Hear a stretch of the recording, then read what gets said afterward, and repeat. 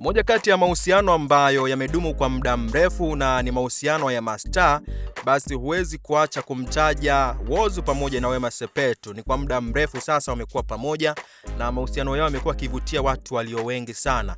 Wamekuwa kigombana hapa na pale, lakini bado upendo umebaki kuwa na nafasi kubwa sana kwao. Kikubwa ambacho waliwahi kuzungumza ni kwamba wanaheshimiana sana. Hiyo imefanya kwamba kapo yao iwe kapo ya kuigwa na watu wengine, au sio? Sasa kila mmoja amekuwa akifanya kile kitu ambacho mwenzake anakipenda sana.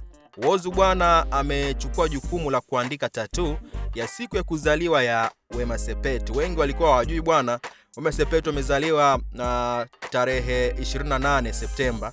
Kwa hivyo ndo siku ya kuzaliwa ya Wema Sepetu, lakini Whozu akaamua kutumia mkono wake kuandika tattoo ya siku ya kuzaliwa ya Wema Sepetu, lakini pia akaandika na kaujumbe fulani hivi kwamba huyu ni mtu wangu peke yangu. Ni ujumbe ambao ameuandika Whozu kwa kusindikiza hiyo tattoo ambayo amemchora mpenzi wake. Lakini pia habari njema ambayo iliwahi kuvuja kidogo juzi kati ni kuhusiana na Wema Sepetu kuwa mjamzito. Hilo jambo bwana lilifurahisha Watanzania walio wengi. Mashabiki waliweza kutoa maoni yao, wengi wakifurahishwa na kitendo ambacho kimetokea kwa Wema Sepetu kwamba kwa sasa ni mjamzito, kwa hivyo ana kiumbe ambacho anakilea na vitu kama hizo. Ni kitu ambacho mashabiki wengi walifurahia kusikia hivyo.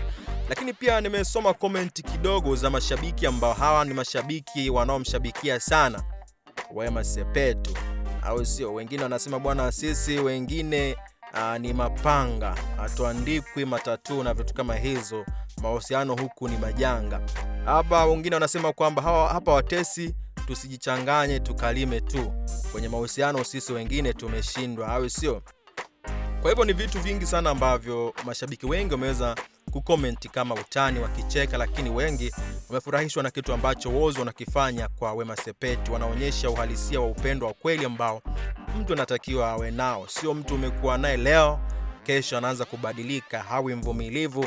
Hicho ni kitu ambacho mara nyingi sana kimekuwa kikuumiza watu wengi, hasa kwenye mahusiano. Lakini huu ni mfano mkubwa sana kwa mastaa, na mara nyingi sana tumeshuhudia kwamba mastaa huwa hawadumu kwenye mahusiano yao, lakini Wema Sepetu ni moja kati ya mahusiano ya mifano ya mastaa ambao wameweza kudumu kwa muda mrefu na vitu kama hizo. Kwa hivyo hongera sana kwa Whozu kwa kuweza kufanya kitu kama hiko, kuonyesha upendo kwa mtu ambaye ameonyesha heshima kwa upande wako. Bwana, dondosha maoni yako hapo chini kwenye uwanja wa comment section kuhusiana na hili, lakini pia usisahau kusubscribe kwa habari na matukio mbalimbali ambayo yana trend kwenye mitandao ya kijamii.